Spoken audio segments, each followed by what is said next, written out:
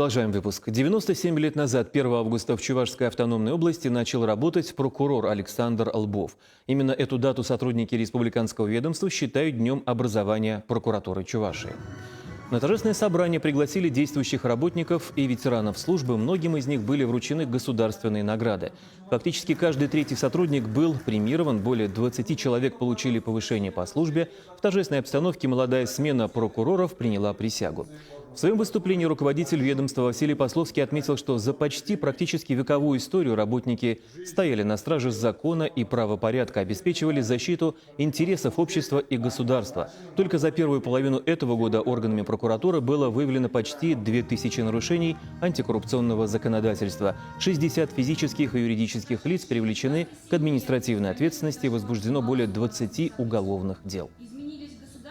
Эти результаты не только в цифрах, а и по факту гораздо лучше, чем результаты, которые были у нас чуть раньше. Самое главное для нас то, что нам из года в год удается сохранить спокойствие, обеспечить комфорт для проживания наших граждан в каждом районе, городе, поселке, селе, в каждом населенном пункте и вообще на всей территории Чувашской Республики.